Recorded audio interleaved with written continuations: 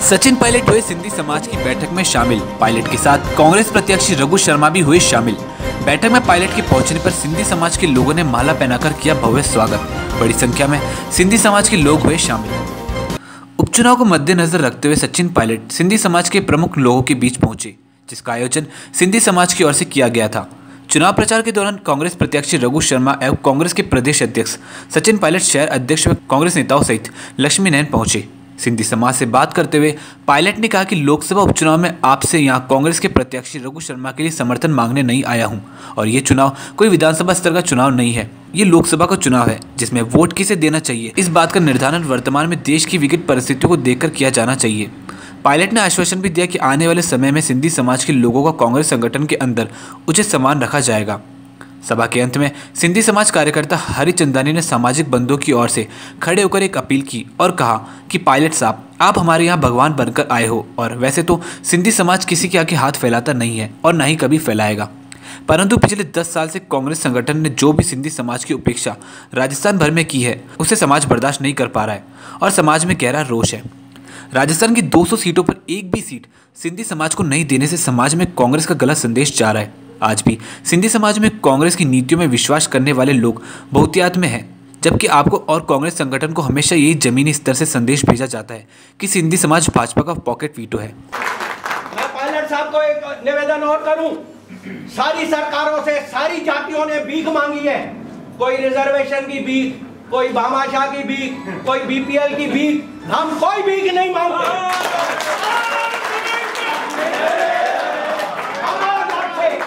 हम आज आपसे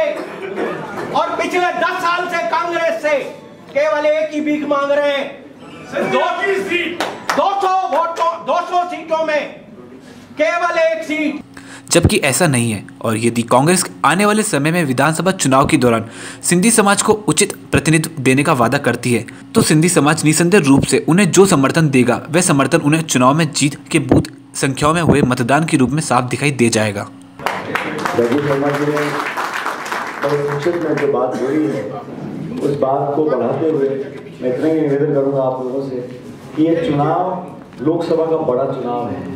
ये वार्ड का चुनाव नहीं है, ये महापौर का एमएलए का चुनाव नहीं है। ये तो देश में किस नीति को, किस राजनीतिक सोच को हम लोग आज के समय पसंद करते हैं। हर व्यक्ति को ये निर्णय लेना है कि वो कौन सी पार्टी के समर्थन में अपना वोट डालेगा, लेकिन इतना सवाल तो हम अपने आप से पूछ सकते हैं और सत्ता में बैठे लोगों से पूछ सकते हैं कि 4 साल हो गए प्रदेश में, 3.5 साल हो गए दिल्ली की सरकार को, व्यवसाय करने वाले लोग, स्कूल और कॉलेज में पढ़ने वाले नौजवान, जो प्रशिक्षित बेरोजगार हैं उन लोगों के लिए, गृहिणियों के लिए, बुजुर्गों के लिए, किसानों के लिए, जो रिक्शा चलाते हैं उनके लिए, बड़े बड़े उद्योगपतियों के लिए, खड़ी करने वाले के लिए, किसके लिए सरकार ने काम किया है। और मैं जानता हूँ सिंधी समाज का एक अलग वर्चस्व है, न सिर्फ अजमेर में, राजस्थान में, लेकिन पूरे देश भर में। और मैं ये भी जानता हूँ कि आप सब लोग अगर भूखे हैं तो मान सम्मान के लिए, बाकी वो ऊपर वाले ने बहुत आशीर्वाद दिया है, मेहनतकश लोग हैं। और मैं रघु जी सिंधी समाज के अजमेर के हमारे भाई बहन हैं, एक बात मैंने देखी है, कभी भी समाज के लोगों ने अपना हाथ ऐसे नहीं किया, किस परिस्थिति में